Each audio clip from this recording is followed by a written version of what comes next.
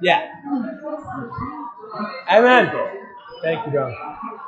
All right, everybody have a seat. I didn't know that we were this late. I did. Everybody have a seat, have a seat, have a seat, seat. Hey, Chip, can you... Oh, someone's already doing it. Forget it. Everybody have a seat. Kids get to Sunday school. Everybody have a seat. Everybody have a seat. Exodus chapter 20 is where we are. Exodus chapter 20. Hey, Corolla, we're about to start. Hello. Exodus, he said Exodus. Exodus chapter 20, Corolla Meyer. See that? All right. Let's pray. Father, we thank you. You are a good, a holy, an awesome, and a gracious God. Praise always that our time of study would be blessed by you. Fill us with your Spirit. Father, as we talk about coveting today, help us recognize that the thoughts and intentions of the heart are absolutely essential to you. In your name, amen. Amen. Exodus chapter 20, verses 1 through 17. Exodus chapter 20, verses 1 through 17. Andre, please. And God spoke all these words, saying, I am the Lord your God, who brought you out of the land of Egypt, out of the house of slavery. You shall have no other gods before me. You shall not make for yourself a carved image or any likeness of anything that is in heaven above, or that is in earth beneath, or that is in the water under the earth.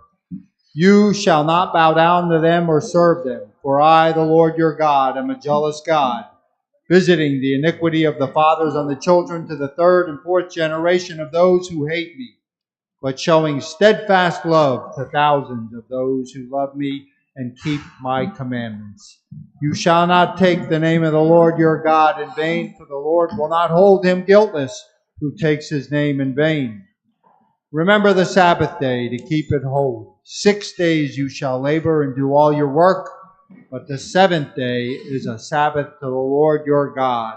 On it you shall not do any work, you, or your son, or your daughter, your male servant, or your female servant, or your livestock, or the sojourner who is within your gates. For in 6 days the Lord made heaven and earth, the sea and all that is in them, and rested on the seventh day. Therefore the Lord blessed the Sabbath day and made it holy. Honor your father and your mother, that your days may be long in the land that the Lord your God is giving you. You shall not murder. You shall not commit adultery. You shall not steal. You shall not bear false witness against your neighbor. You shall not covet your neighbor's house. You shall not covet your neighbor's wife, or his male servant, or his female servant, or his ox, or his donkey, or anything that is your neighbor. All right, very good. So remember, we've talked about this, why 9 and 10 are together with coveting, the way that Luther numbered them, the way, and do we need to go over that again? No. No. All right, so that's fine. I just want questions answered if there were any. So we're going to do the 9th and 10th together. You shall not covet your neighbor's house. You shall not covet your neighbor's wife, nor his manservant, nor his maidservant, nor his cattle, nor anything else that is his. So let's start here. What does the word covet mean? Desire. All right. Chip said desire. All right. Here. Does that mean that it's always evil for you to desire? Okay. So desire is a part of coveting, but it does not complete the process. There we go. Desire something that's not yours, but in particular, like I can still desire a car. Companies sell cars. Okay, they want us to have it. That's not coveting.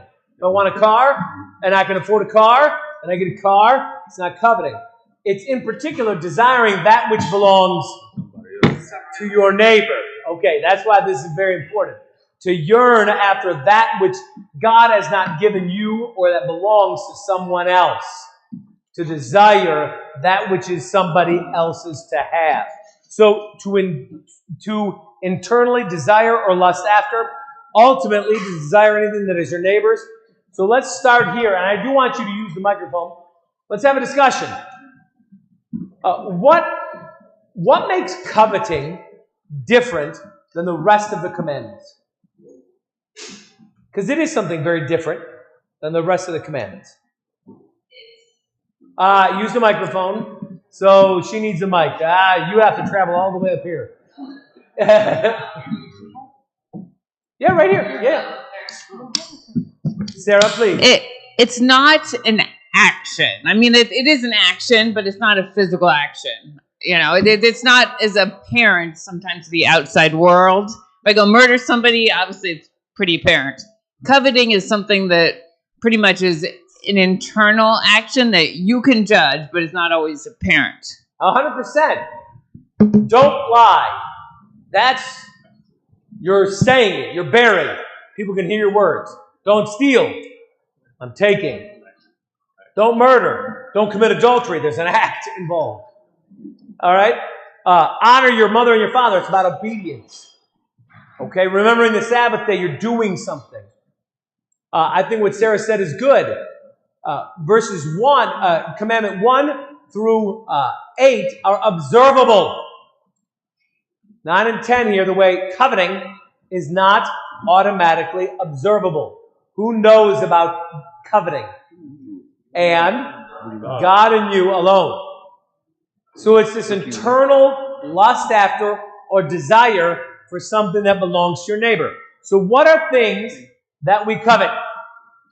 No, you don't have to go in deep into your deep, dark secrets. The we here doesn't need to be you in particular. I'm talking about we as Americans, we as American Christians, we as people. What do we often covet? All right, so there should have been a microphone right here at your table. Oh, it's back there. There you go. There you go. You didn't want it? Is that what you... Now look at you. All right. So yes, Jody, what did we covet?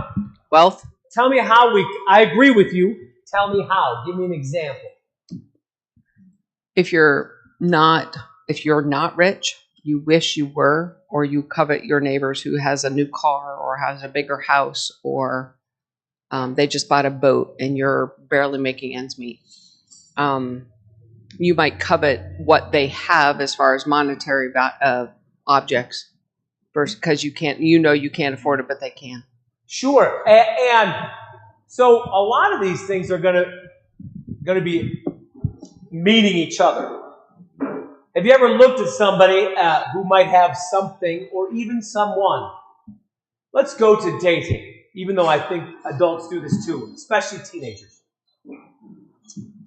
Billy or Sue starts dating Billy. But Sally wanted to date Billy. So Sally, who wanted to date Billy, is mad at Joan. We'll make it Joan. Who's dating Billy? Joan is dating Billy. You know what? Let's just make it funny. So Joan is dating Billy, but Elizabeth really wants to date Billy.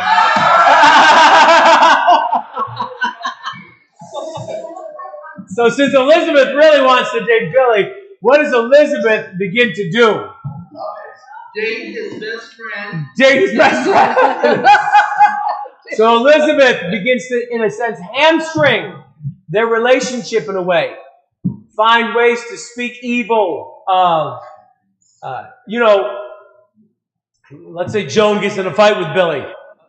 And she goes to her friend Elizabeth and says, Billy's so mean. Elizabeth will say, yes, he's so mean, you should break up. And then Elizabeth will go to Billy and say, you'll never believe what Joan said about you. All right, so coveting has actions. You earnestly desire that which belongs to somebody else. All right, so coveting certainly takes place with people. How else does it take place with people? It happens in the church. Yeah. We need a microphone. We need a mic. The people online really do appreciate it. I think people covet power. Okay, tell me how? Well, let's just say you rule this church, but I would like to rule this church, so I would covet First off, sweet Jesus, I do not rule this church. Sweet Lord. So you need to take a better look. All right. How about this? How about we'll say it this way? You covet another person's position. I actually do see this. One of the reasons, there's a multiplicity of reasons, we can't even afford it. But do you know that even churches of our small little size, within the LCMS, probably have 2 pastors? They probably do. And now the reason for that is just because there's a lot of work involved. We have chosen intentionally a different way of handling this situation. And what we do is we educate people to become lay deacons. And then Billy is a vicar and will become a pastor. But even in that regard, he'll be pastoring in a different way. That was all very intentional. It wasn't happenstance. And the reason it was intentional is because I have seen so many churches where there's 2 pastors or 3 pastors who don't get along. And what happens a lot of times is the one pastor will get his people and the other pastor will get his people. And then there's backfighting. And what's really happening is coveting. They're coveting. They're coveting this person's position. Actually, one of the reasons I'm convinced that God put me in a leadership role in the church is because of how much I hate leadership roles. I love to submit. I love to be told what to do. No, I'm serious. It's so easy. I got along great. I've never been fired, ever. Never even come close. I love stack those boxes there. Okay. I don't even think about it. I'm going to stack the box over there. That's fine. Do that over there. Okay, I'm going to do this over here. Mix that cement. Mixing, sir. Yes, sir. Mixing, sir. It was wonderful. Being in charge is a big fat pain. I got to be honest with you. With anything in life. So God calls people into leadership that want to be servants. You understand what I'm trying to say. But it was very intentional. Once you're called into that role, that's your role. Other people then begin to what? Covet and envy that role. They try and take that role. So that absolutely happens. Even within the church. Yeah, Rich.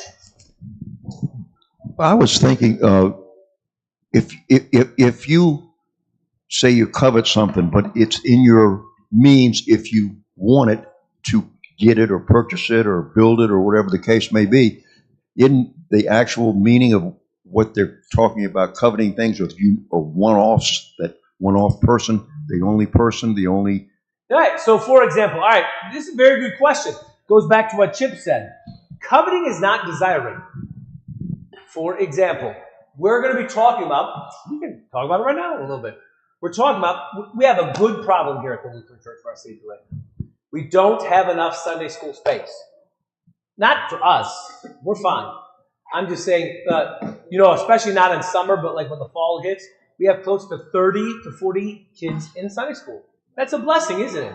Yeah. So we're talking about, and if you were at the congregation meeting, we were talking about getting a trailer, but then that is like now a $100,000 experiment. So then maybe it's better just to build classrooms. All right. So we're going through all that. Okay. To desire new classrooms to perform God's glory is in no way, shape, or form coveting. To look at somebody else's church and then in a subversive way attempt to get what's theirs, that's coveting. The reason people, so for example, here we go, Vacation Bible School. We had 60 kids. Probably 30 of those kids didn't go here. I talked to all the parents, I did. All right. And my first question, welcome, how did you hear about us? Do you have a church home? If the answer was yes, praise God. Wonderful. I'm glad you're here. I didn't solicit them to come to the Lutheran Church of our Savior. But that even happens in churches. You hear somebody disgruntled or whatever, you should come. Instead of trying to make that situation better, you can even see that with people. You can even covet people, covet families, covet finances, instead of rejoicing with what somebody else has. Because the ultimate goal is you're supposed to rejoice with what others have. Don't raise your hands. But I'll bet you that this is true of you. I'll admit that it's even true that it's true of me. Isn't there a deep, dark place that you're not proud of with particular situations? When other people fail, there's a part of you that's like, they didn't do it my way and they failed. Instead of trying to rejoice at when they succeed, when others succeed. Because pride is competition. You gotta understand that's what pride is. By its very nature is competition. By its very nature. I'll tell you a story. It always stuck with me. There was a small church. It's a true story. Andy Stanley is a famous preacher, Charles Stanley's son. Anyway, very large church. This small church was praying that the community would be blessed by the gospel. Of course, in their prayers, they were thinking by them. Andy Stanley built this huge church next door, and they were running out of space. And so that church said, well, you can use our parking lot. It was just an amazing, humbling. So 90% of the parking lot was used for people to go to the church next door.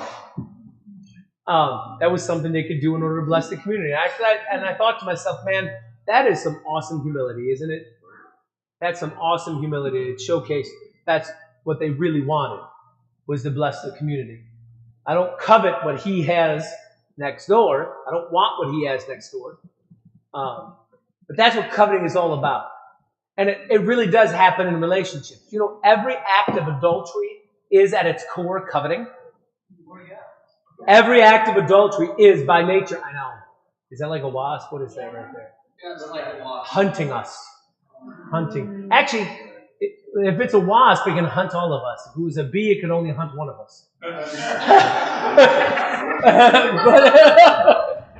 Because they sting and they die, don't they? Yeah. Right. Anyway, so way to put everybody at ease. Because adultery, that person, that woman, or that man belongs what? To someone else. To someone else. Do you know that in our world today, I would say one of our biggest idols is this thing called consent. We think that something is moral if people consent to it. That is simply not true. You can get a bunch of people to consent to immoral stuff. Okay? So, even if somebody wants to be coveted, that does not mean that you should covet them. Even if someone flirts with you, that does not mean, even if they're inviting the coveting, you still ought not covet. But that's what it is. It's this internal lust. It's this internal desire. So Luther says this, therefore, this commandment means that no one think or purpose to obtain what belongs to another, such as his wife, servants, house, and estate, land, meadows, cattle, even with a show of right or by a subterfuge, yet with injury to his neighbor. For above, in the seventh commandment, the vice is forbidden where one wrests to himself the possessions of others, or withholds them from his neighbor, which he cannot do by right. But here it is also forbidden to alienate anything from your neighbor, even though you could do so with honor in the eyes of the world, so that no one would accuse or blame you as though you had obtained it wrongfully. We already answered what is unique about that. So turn your Bibles to Mark 7, 21 to 23, and Matthew 5, 27 to 28. And I do want you to turn to both of those places.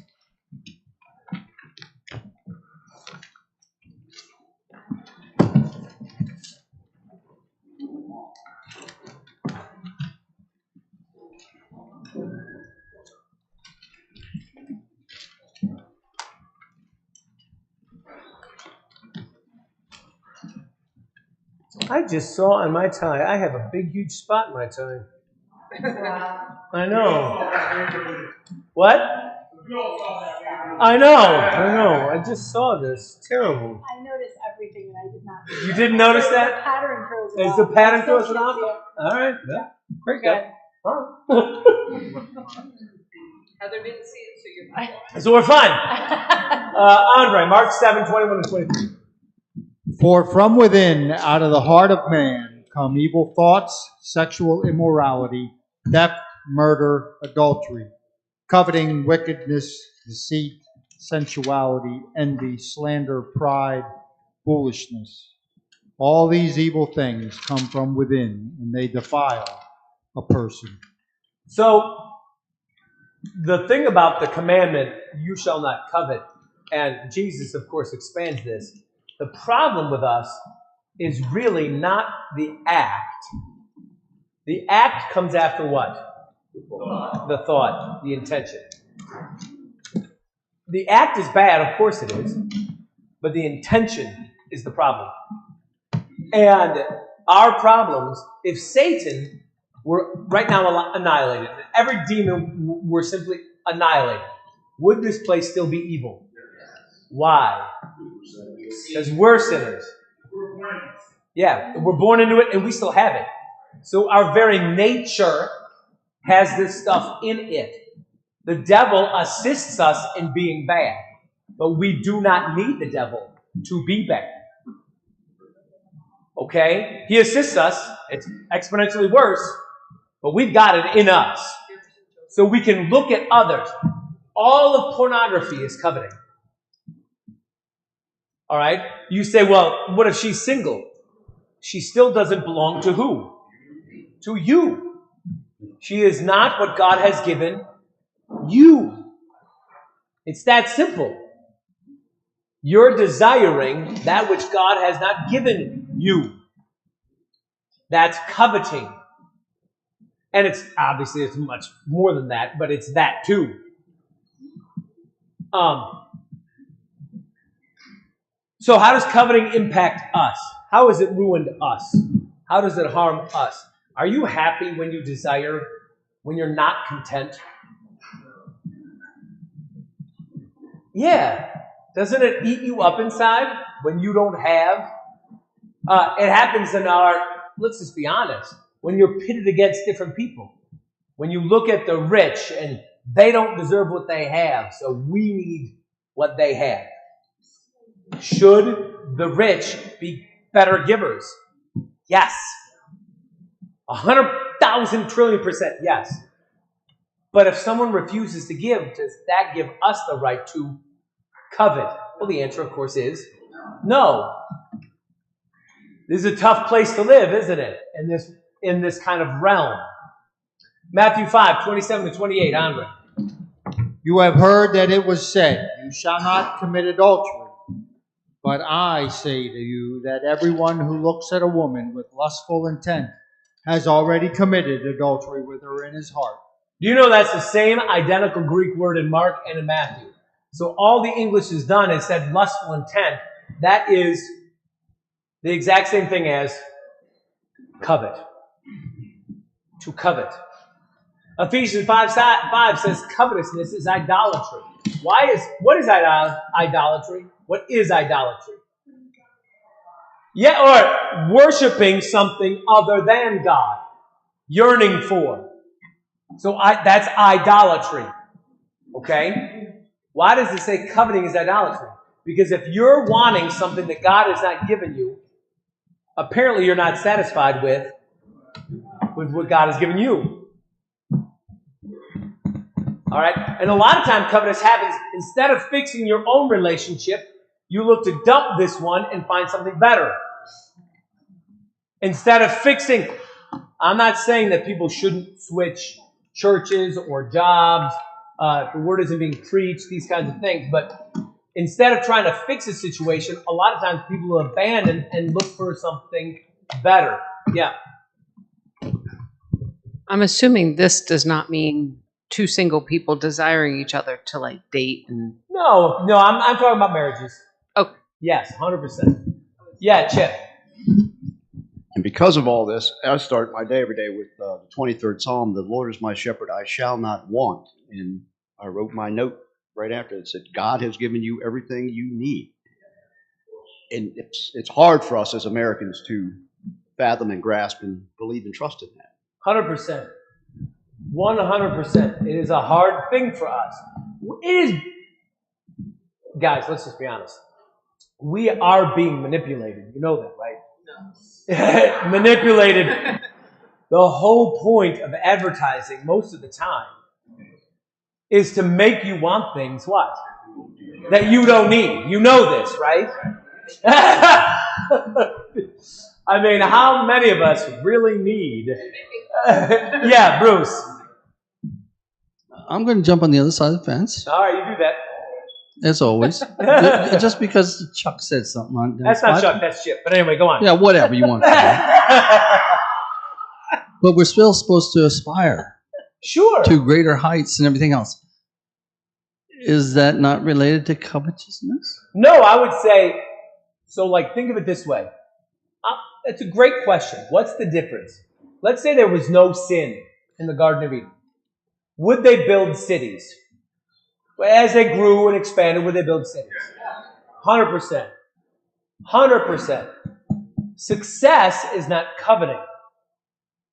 Wanting to do, like me wanting to do what God calls me to do and to work hard and to strive to accomplish what God is calling me to do. That's not coveting at all. Me wanting what Joe has and me thinking that Joe doesn't deserve it and me being bitter, that is completely different. Okay, I'm talking about you're in the higher position. You've been there for a while. You've done an excellent job, but I still aspire to that position. And I may be called to it. So how about this? Not to take it away from you, but when you are gone, then to replace you. Yeah, that's fine. Because you're not coveting at that point. You're saying, I believe God is calling me to this position. I'm going to submit. I'm not going to do anything by subterfuge. I'm not going to be rude. I'm not going to hamstring. I'm going to support this individual that is above me 1,000%. And when God calls that person somewhere else, I believe I'll be ready to step in. That's a huge difference. Well, we used to do. Yeah, right. We used to do something kind of evil that was along those lines. We tried to get our boss that we wanted to get rid of promoted to somewhere else so we'd have a better boss. Well, there's that. Yes. But I mean, so, yeah. Please don't hear me say that you shouldn't aspire. We need more aspirations. You shouldn't, however, desire to hamstring something that, like, for example, God has given your boss their situation. Period. So that's not your current situation. So you are not supposed to back talk, want that which belongs to another. And that's his or her position right now. You're supposed to support his or her position right now. You might want to be, let's say you're a teacher. You might want to be a principal one day. I actually don't know how that all works, but because it's not my field. But the idea is not to hamstring your current principal so that you can become, that's not how you deal with things. That's coveting. God has given you the position. He's given you the position, and you are supposed to remain faithful to the position God has given you. It's like I shouldn't get mad if somebody builds a church next door. There's plenty of sinners, what? To go around. I got to be honest with you. They're everywhere. Because you don't desire what somebody else has. All right, anything else before we move on? So Luther continues. Thus it was done formerly also with respect to wives. They knew such devices that if one were pleased with another woman, he personally or through others, as there were many ways and means to be invented, caused her husband to conceive a displeasure toward her, or had her resist him and so conduct herself that he was obliged to dismiss her and leave her to the other. That sort of thing undoubtedly prevailed much harder under the law. As also we read in the Gospel of King Herod that he took his brother's wife while he was yet living, and yet wished to be thought an honorable, pious man, as St. Mark also testifies of him. But such an example, I trust, will not occur among us, because in the New Testament, those who are married are forbidden to be divorced, except in such a case where one shrewdly, by some stratagem, takes away a rich bride from another. But it is not a rare thing with us that one estranges or alienates another man's servant or maidservant, or entices them away by flattering words. In whatever way such things happen, we must know that God does not wish that you deprive your neighbor of anything that belongs to him, so that he suffer the loss and you gratify your avarice with it, even if you could keep it honorably before the world. For it is a secret and insidious imposition practiced under the habit, we say, that it may not be observed. For although you go your way as if you had done no one any wrong, you have nevertheless injured your neighbor. And if it is not called stealing and cheating, yet it is called coveting your neighbor's property, that is, aiming at possession of it, enticing it away from him without his will, and being unwilling to see him enjoy what God has granted him. And although the judge and everyone must leave you in possession of it, yet God will not leave you therein. For he sees the deceitful heart and the malice of the world, which is sure to take an L in addition wherever you yield to her a finger's breadth, and at length public wrong and violence follow. We don't have manservants and maidservants, but how can we see coveting take place as it pertains to people, even in the church, business, relationships? In addition, Luther says that coveting is to aim at what belongs to another and a refusal to see your neighbor enjoy what he has and be happy. So, in business, let's take football, for example. What team, this is so funny, what team, let's say Barry Sanders, who was the best running back ever known, man, I'm sorry, but he was.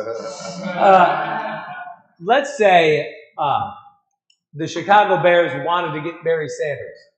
So, but Barry was under contract with Detroit. Would it be right for them to tell him, hold out, and don't play for them even though you're under contract, and we'll give you more money? That would be coveting. And that's what that would be. In business, when law firms, there's a lawyer over there at that firm, he's really good. So instead, I'm going to what? I want him to be a part of our firm. So I'm going to go over there and I'm going to showcase to him everything that we can offer. My point is, we're so used to coveting that that's just how business is. That's just how business operates. That's just how business operates. Like literally, that's how we do it. We find somebody who prospers and we're like, that's the one we want. And don't think it doesn't happen in churches. You find pastors that you want, we're going to call him. So it absolutely happens. Instead of rejoicing, that's the whole thing. Rejoicing with your neighbor's success. That's a hard thing, isn't it? Rejoicing. I can't do that, man. I've already made so many pledges to so many people here. It's ridiculous. All right. All right. To aim at what belongs to another and a refusal to see your neighbor enjoy what he has and be happy. That's another one. To see what your neighbor has, internally enjoy them having it, and internally enjoy and doing what you can to help them keep it. You know, even in friendships, just girlfriends or guy friends, whatever. Think about how coveting, do you like being somebody's number one? You know what I mean? Like, they come to me when there's a problem. They need me. So what will often happen, even in relationships, like let's say a husband and wife are fighting and the wife goes to her little best friend and they have glasses of wine and they talk all about the husband. There's a part of you that likes being that person's go-to. All right? So you often will give bad advice. Instead of, suck it up, honey, go home. Instead of whatever it is, instead of building up the relationship, you want to be what that person leans into. That is, by very definition, coveting. That which belongs to another. My point in bringing all, such complicated is it stretches into what? It really stretches into everything. Yeah, Sarah. And I mean, I've seen it happen. Think about families. One brother-in-law, one sister-in-law, one, is jealous of either the kids of another one or the position of that one. Or I see it all the time that, it creates friction as they refuse to actually see, rejoice, and to celebrate the gifts and blessings of other members in the family. Absolutely. Hey, siblings even. So for example, do you know that it makes me super happy as a pastor to hear when other people in the congregation get together and have wonderful social events? That makes me really, really happy. What makes me really irritated is when on the side somebody said, well, how come I didn't get invited? Oh, sweet Jesus. Can we not be grown, people? Can we not be grown? And just be happy that those people got together and are happy. Can we not be grown? I tell my kids all the time, your friends are allowed to have other friends. All right? So just because your little two friends got together does not mean that they hate you. As a matter of fact, you start saying something, then they're going to start hating you. All right? You got to learn to keep your mouth shut, let them have fun. Because there will be times where you get together with people and you'll have to say, don't tell Joey. You know what I'm saying? That's just pure ridiculousness. And it all comes down to what? Coveting.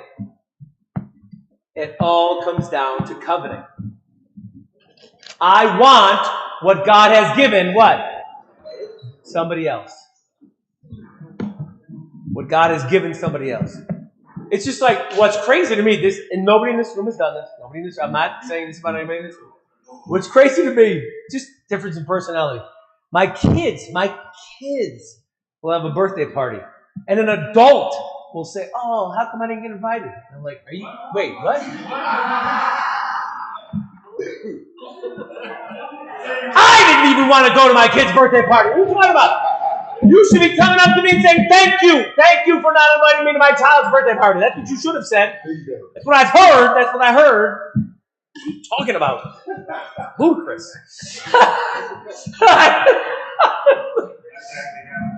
Actually, it's actually happened. It was funny. Brian called me up when Hannah had a birthday party. I sent my kid with somebody else. And he calls me up and he says, well played. Well played. Because Hannah, his kid, and my kid are friends, so she had a birthday party. So I sent my kid with somebody else, and he just calls me up. Good job, buddy. You learned from the best. Yes, I most certainly did. Yes, that's what I did. I learned from the best. That's exactly right. Anyway, it's just like, all right. It's just like this. I don't know what happened. People have baby showers, right? When I was growing up, a baby shower was meant for who? It was meant for women. You know how much trouble I've gotten into when people in the church have baby showers? Pastor, you coming? No. Why would I come to a baby shower? Well, my husband will be there. Well, that's because he's dumb. I don't understand. But don't invite me into that. I don't understand. It's for women. I don't understand. It's all for women. I don't get it, man.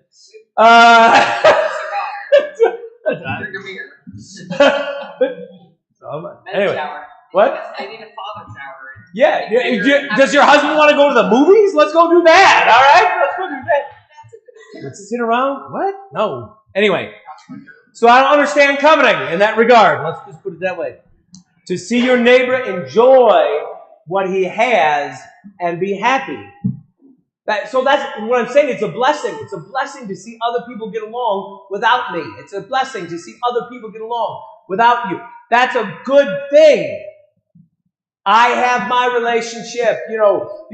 This is a good thing. You should be happy when you see other marriages thrive. You should be happy about that. You should pray about that. There's that internal joy. You don't covet. Romans 13:9. Turn there real quick. What is the cure for covetousness? Alcohol. That is not Romans 13:9. Did you hear what that man just said? What's the cure for covetousness? Come on, man. Come on, Chip. Romans 13:9. Andre Sapside, please. For the commandments, you shall not commit adultery, you shall not murder, you shall not steal, you shall not covet, and any other commandment are summed up in this word: you shall love your neighbor as yourself. All right, we're so used to hearing those simple words, but your faith goes no farther and no deeper than love. The love of God and the love of other people. Love your neighbor as yourself. Do you want your relationships to prosper? Yes or no? Yes. So you should want other people's relationships to prosper. Do you want friendships? Yes or no? Yes. So you should want other people to have healthy friendships. Many of you, not all of you, want children. You should want other people to want children. All right? But you don't want theirs. You don't want their relationship. You don't want their situation. That's the whole thing. You love your neighbor. Love cures covetousness. If I love even that single woman, I won't take advantage of her, even if she consents, because that's not my very definition. What? Love. Because consent is not my God. God is my God. So to take advantage of her is to not love her. So I often say that with people. I shouldn't be so, but it usually is guys. Well, she wanted it. I don't care. I mean, honestly, you were called to protect her. How is that protecting? That's not protecting. How is that loving her? That's the whole idea. So love your neighbor as yourself. I would want Kevin and Frank and Hanson and Graham to protect me. So why wouldn't I protect them?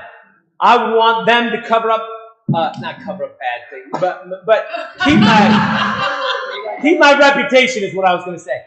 So even if they do something stupid, I should want to cover up their reputation. I think that's important. It really is. That's the whole idea. So love your neighbor as yourself. The cure for coveting is love. So instead of praying, you can, of course, help me to not covet. The real prayer is what? Help me to love. That's the positive. Instead of saying, I don't want to be selfish. Selfish is a negative. I want to love. That's what I want to do. Yeah, Hanson, I see you, buddy. Don't take the money out of the van. All right, moving on. Thank you, Pastor. I'm not going to bother with brain cups anymore. Okay, that's right. See?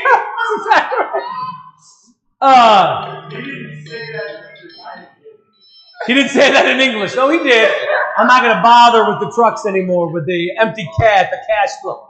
She answered in the middle of Bible study. She answered. Let's all just see who Lizette's talking to. Who's your wife talking to here, Chip? What? Oh, hola, Kimberly. In the middle of Bible study. We still got 8 minutes. She keeps talking. Lizette just keeps talking. Everybody say, hi, Kimberly. Hi, Kimberly. Look, she's still talking. Hang up the phone. We're in Bible study. Oh my God.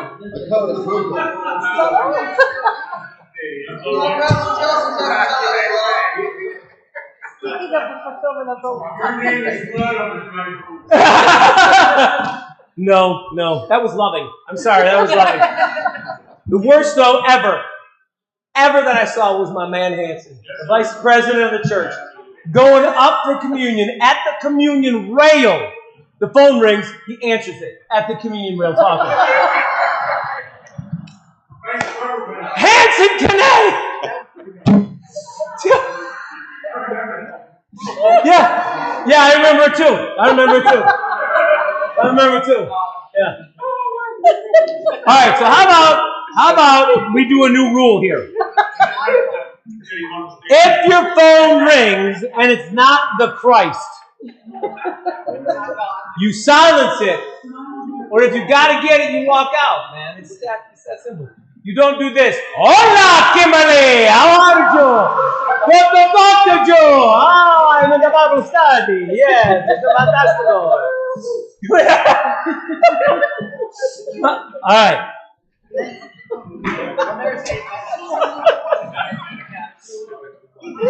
Oh, my goodness.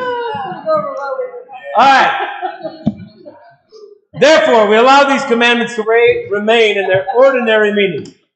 That it is commanded, first, that we do not desire our neighbor's damage or even assist, nor give an occasion for it, but gladly wish and leave him what he has, and besides, advance and preserve for him what may be for his profit and service, as we should wish to be treated. Thus these commandments are especially directed against envy and miserable avarice, God wishing to remove all causes and sources whence arises everything by which we do injury to our neighbor. And therefore he expresses it in plain words, you shall not covet.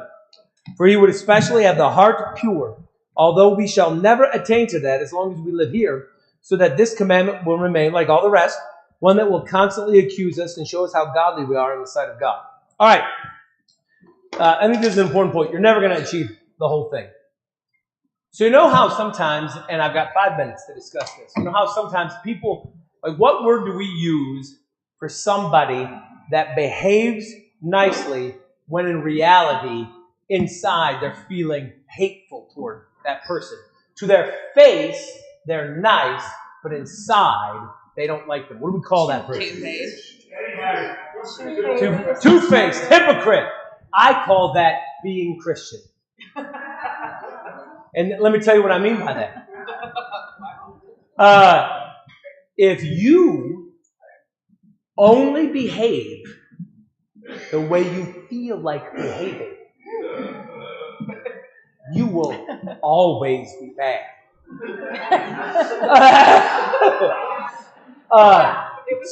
Yeah. So you don't wait to do right until you feel right.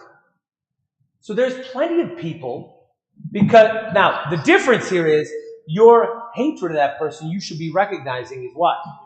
Is evil. You shouldn't be excusing it. Usually we use two-faced because you're not trying to change. You should be trying to change. So I'm kind to you and I'm loving to you, even though internally I might not feel that. Because it's right and it's good and it's holy and it's what God would have me do. That's the Christian life. I never wait until I feel right to do what's right.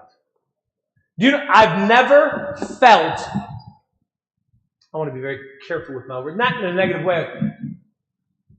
VBS is very stressful in my home because my wife is intimately involved with it and doing the decorations and setting up the curriculum. And then I have to be on all week. Very difficult, but it's very good.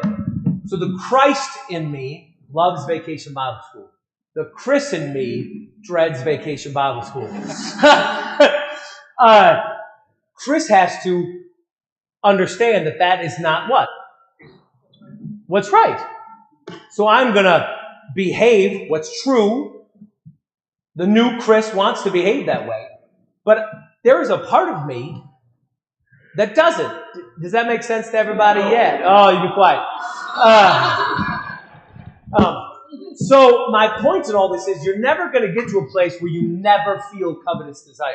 What you're supposed to get to a place is when it rears its ugly head, you smack it down and you behave the way you're supposed to. Yeah. Regardless. Exactly. Well, of course, yes. And I pray for its prosperity and I pray bless, because in reality I really want that. People that listen to that ugly, it's kind of like this. If you were to ask me what I like most, I like doing this most. If you were to say, what's your favorite part of your job, Chris? Teaching adult Bible study, I love it. I love preaching and teaching, I love it. That's my favorite part. Adults especially. I'm not a huge fan of like the society of little kids. I love them, but I'm not a huge fan. That's why I joke about don't invite me to your kid's birthday party. That's a victory, okay? All right? So what I'm saying is that's not a huge thing. And I believe I'm good at it. I believe I do it well. I recognize that me not enjoying the society of little children is a problem with who? Me. So since I recognize that about me, I don't allow that part of me space. So I get in the pool at the parties and I chuck the kids around. All right? Because they love it. But if you were to ask me, where would Chris rather be at that moment? up on that deck in that chair with a drink with a hula gal in it. That's where that's where I'd rather be. Why are you in the pool chucking kids around? Because I know that is what? That's right. And that's good, and that's holy. If you can't do that, you haven't reached the precipice. I mean, it's going to be different scenarios for you. You haven't reached Christianity yet. That's what it is. Christianity is, I'm doing a lot of stuff that God wants me to do, but internally I might not feel like doing it. So it's surrender. It's surrender. And here's the thing. I actually love the results. I love the results. Meaning, I'm so super happy that I have a great relationship with the kids at church. That wouldn't have happened if I listened to natural Chris. That would never have happened. So I love having that. Okay, so I even understand that the ultimate thing, the thing I want, I'm going to have to go through some stuff I don't necessarily want to get the real goal. That's the thing. But if all you're doing is listening to, well, I don't like that, I don't care. Whoever told you to do what you like? I told you to do what God told you to do.